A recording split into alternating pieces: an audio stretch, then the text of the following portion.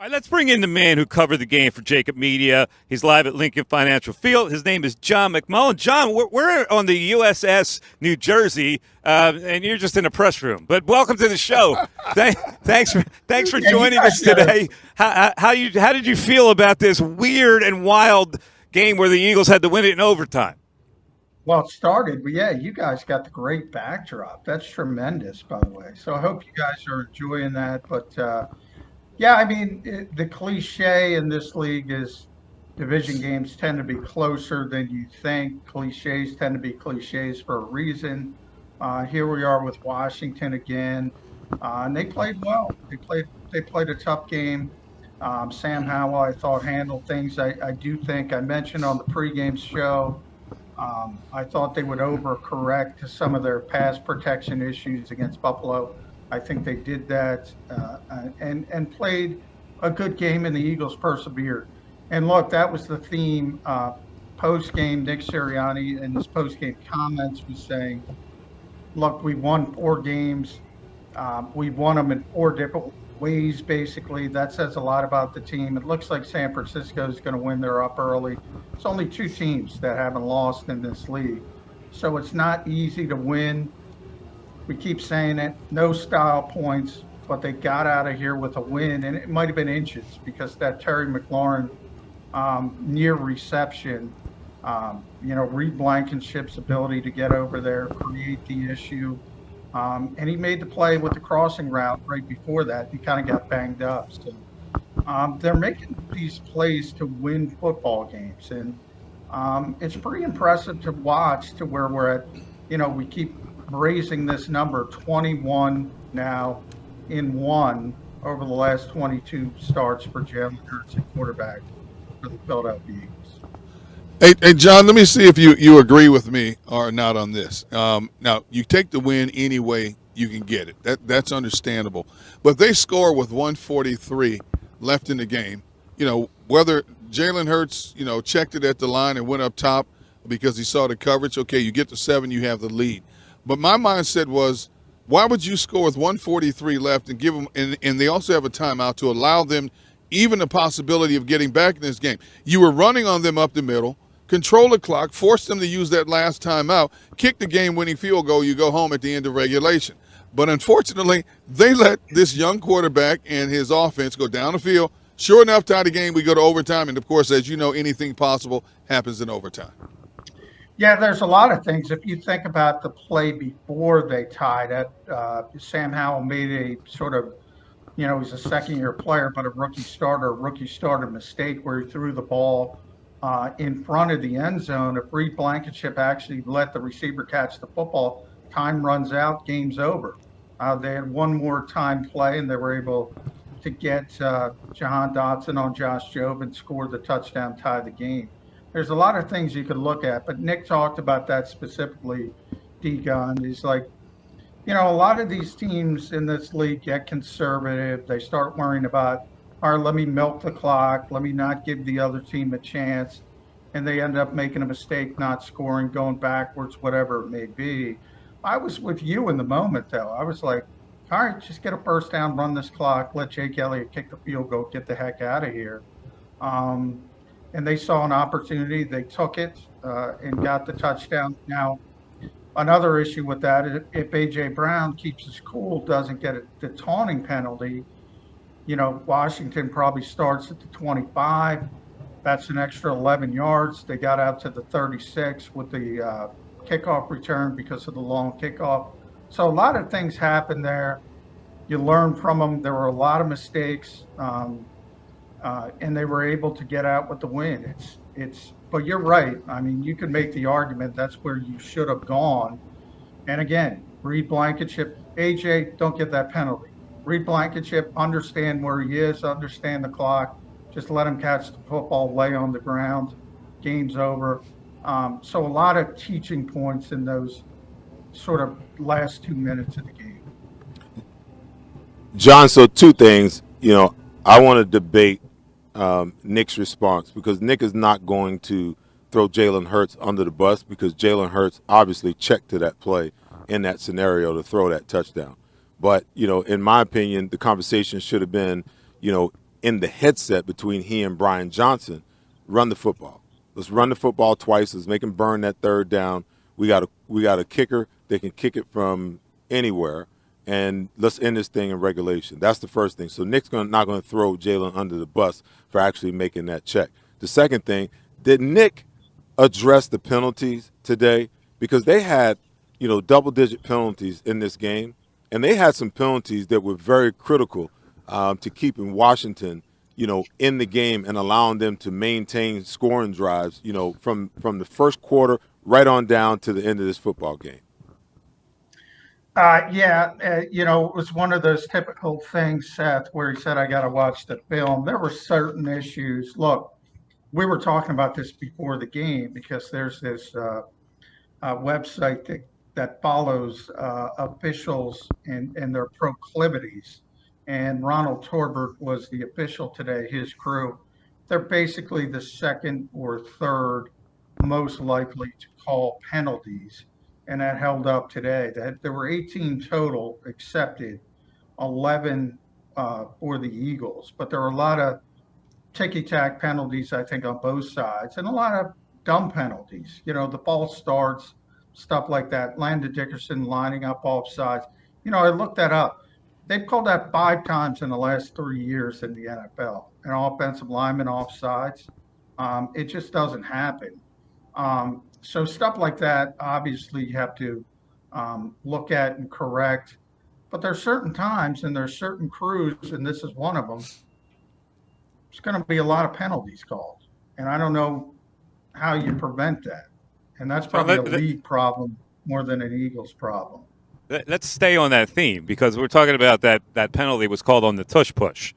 And, we like to get into conspiracy theories every now and then. So is this a way, as there's been so much complaining about it nationally, does the league take this under advisement and maybe caution the officials, hey, watch this, because we just can't allow this to happen repeatedly?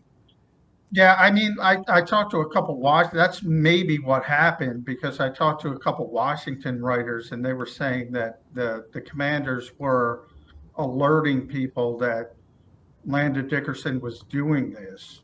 So, whether it was Ron Rivera or Jack Del Rio, getting in somebody's ear on the sideline and they say, watch this, watch this, watch this. And they watched it and saw it and called it. Then you know what? I give credit to Washington if that's what happened. And I don't know if that's what happened because I wasn't in with the Commanders coaches. But if they identified that and put it in the ear of the officials, I gotta tip my cap to them because they got a call out of it, and it backed the Eagles up, and they had to punt instead of getting the brotherly shove or tush push or cheek sneak or whatever we're calling it this week. They're probably going to converse. So that's a good job by Washington if that's the way it sort of unfolded. Hey, John, when you look at this young Sam Howell, how impressed were you with him today compared to the way he played against Buffalo last week? We saw him play well the first 2 games, played like a true rookie last week. Buffalo was all over him, threw him off his game, threw off his timing and rhythm. Bounced back nicely today, I thought. Yeah, I thought he played really well for his experience level, especially against this pass rush, against this defensive front. He finished 29 of 41 for 290, no picks. There were a couple opportunities for the Eagles. He made the big play. I was concerned. You always see that, on the last. In fact, as I said, on the second to last play, that was a really bad decision because if they catch the football, they're going to end up at the 1.5 yard line. Time runs out, game's over. And you have to know as a quarterback the situation.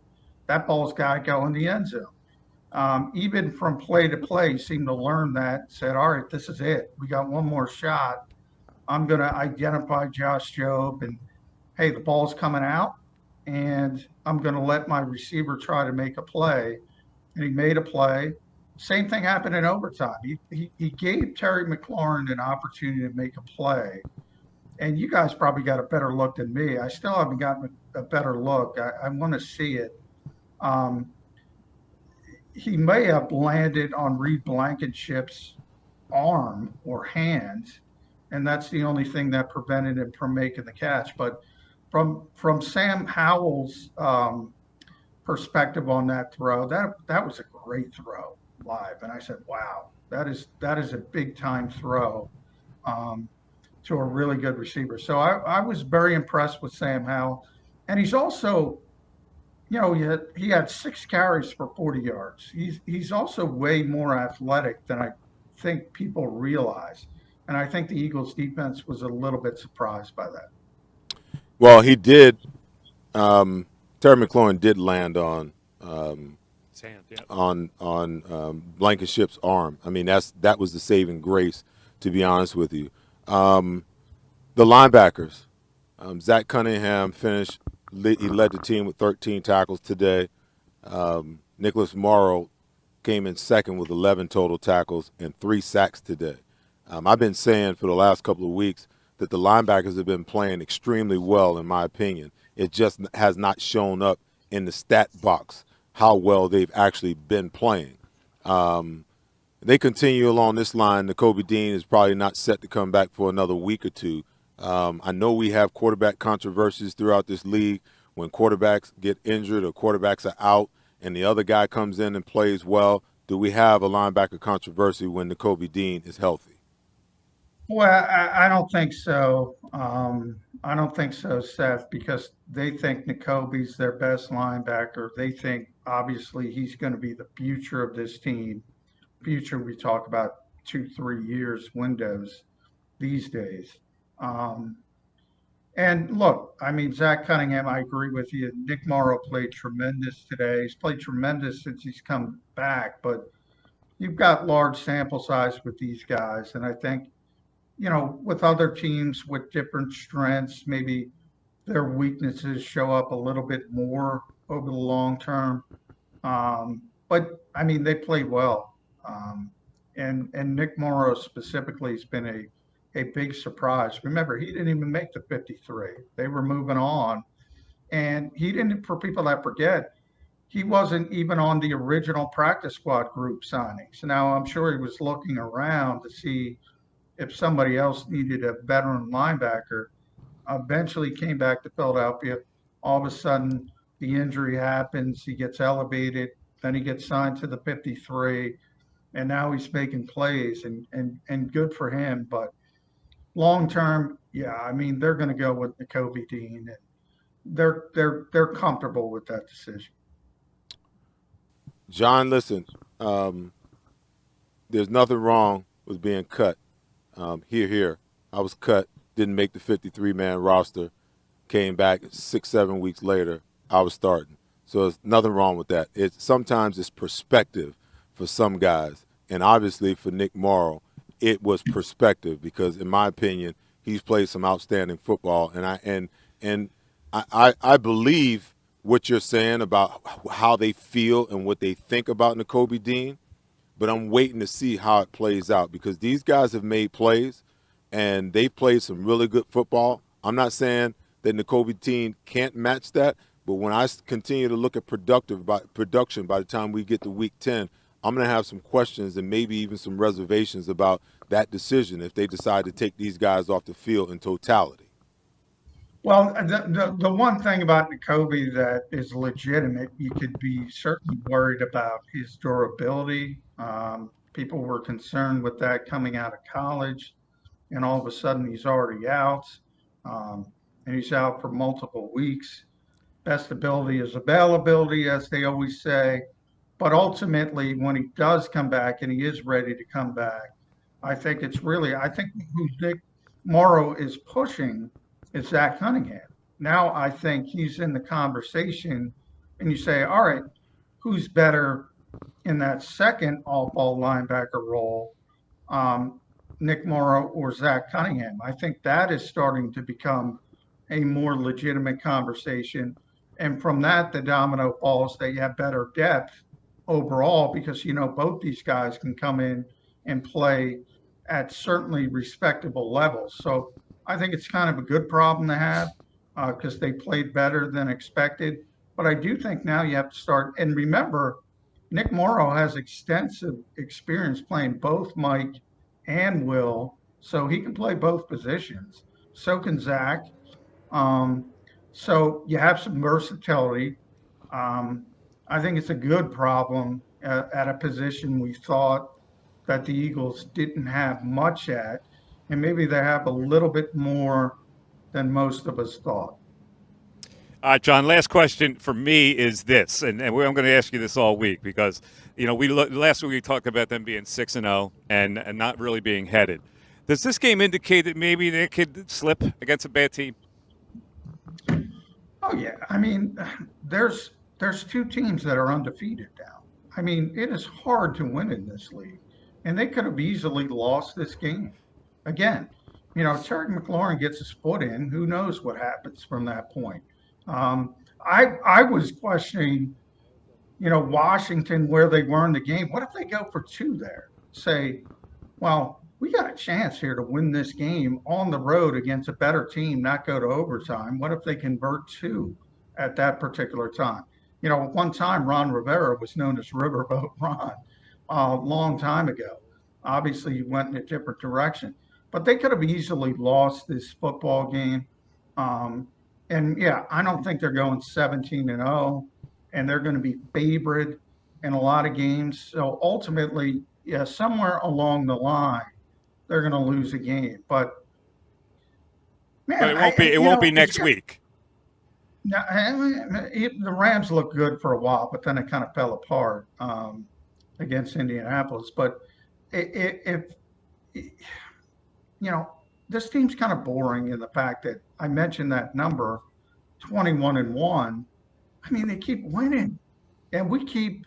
Look, I nitpick more than anybody, but they keep winning, and it's a play here, and it's a play there, and you say, "Oh, this is ugly. This is ugly. This is ugly," and at a big spot, they're making plays. Whether it's Reed Blankenship, Jake Elliott. I mean, we could spend the whole show talking about Jake Elliott. Was there any doubt in anybody's mind he was making that kick? No. There wasn't. No. Not at all. And that's 4 yards. They make big plays and big moments. It's pretty impressive. Like I said, for people that have followed this team for a long time, you don't go 21-1 too often over a span. So it's been pretty special, and they're a good football team. John. Hey, John, real quick, my last question to you is this. Now that we have a 4-game sample size, and we agree in unison that 4-0 is 4-0, we don't care how you get there. But what do you want to see this team clean up in terms of becoming more consistent? Oh, definitely. I mean, definitely starts with penalties, but I think, that might be cleaned up by having a different crew on a different day. Some of it, and the consistency in the passing game, I still don't think is there. The numbers were there today. AJ had a huge day. DeMonte made some big plays, but they still haven't gotten Dallas Goedert involved. DeAndre Swift made a big play on that final drive in the passing game. They haven't gotten him involved, but they're making big plays at big moments.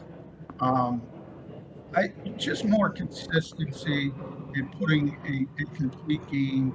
And then defensively, I don't think we've talked enough about the defense because it's looked, they're still good stopping the run, but I do think there are some concerns on the back end when it comes to pass coverage.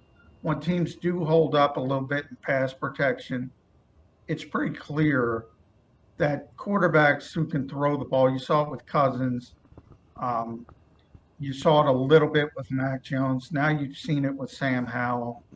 You can make plays down the field on this team, and I think they got to tighten that up. John, a lot of it is going to be, those plays that you're talking about, in my opinion, we talked about it at the beginning of the pregame show, is that they've got to tighten up coverage. I just don't believe that you can survive in this league playing 8 to 10 yards off the football, and I think that's a lot of their problem is that, teams know that they are a prolific pass rushing team, that their defensive front is the strength of the defensive team, and they know that they can't hold on to the ball, that the rush is going to get there. So you start seeing this short passing game, 3-step drop, if you will, and hurry up and get the ball out of your hands. And when the cornerbacks are going to be off the ball, 8 to 10 yards, that's just an invitation for a quick slant, a quick stop, or a quick out route, depending on the technique that the cornerback is playing. But you also talked about this team being boring and having been being 21-1. They're playing with house money. They may seem like they're boring, but in my opinion, the law averages are right on their behind right now. They can't keep playing games like this. There's going to come a game where it's going to bite them in the behind. And I just think that good football teams that learn over time, they get to a point where they look at, the almost. They almost lost today. They almost lost, week 1. All of those games where they almost lose, there's just a fraction of things going in a different direction that causes them to lose that game. And the law averages say that sooner or later that catches up with you and that will bite you. They better hurry up and get this fixed, in my opinion. Well, I agree. I talk about regression to the mean all the time, whether it's particular players, teams. But I got to tell you, Seth, look, who was the flavor of the week in this league this week?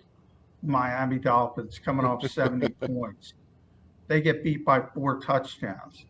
Who was the flavor of the week over the first 2 weeks? How impressive did Dallas look? And they're back looking impressive again today. And they lose to Jonathan Gannon's Cardinals. Other than San Francisco, who continues to win, they continue to play well today. They're playing right now. That's it. It's the Eagles and San Francisco. So they're bad games, and they've had them. They find ways to win. Miami, they're splashy. Mike McDaniel, motion, he's brilliant, loses by 4 touchdowns. This team doesn't have games like that. I think there's something to say about that. John, thanks very much. We appreciate your contributions. Thanks for hanging with us here as we continue the Pine Hockey Postgame Show, which John McMullen brought to us by Raftery Subaru, friends of the Postgame Show. If you're in the market for a Subaru, please consider Raftery Subaru, family-owned since 1977. It's all about you at Raftery Subaru. What do you think, Joe? Does that work? Rafferty. Is that to sing that over? Please don't sing again. Don't do it. Don't do it. Let's take a break. The fish are howling. I'm telling you, man. No, man, that sounded pretty good to me. I don't know. I heard Scooby-Doo in the back go, ooh. Mark Farzetta rejoins us here on the Pine Hockey Eagles postgame show live from the Battleship, New Jersey. Back after this. Hi, everybody. My name's Jason Lombardi. I'm an inspector at DryTech. At DryTech, we offer 3 major services. The first one being basement waterproofing. The second service we offer is foundation and structural repairs. And then the third service that we offer is mold remediation. If you feel you are having a waterproofing issue, give DryTech a call or check us out online.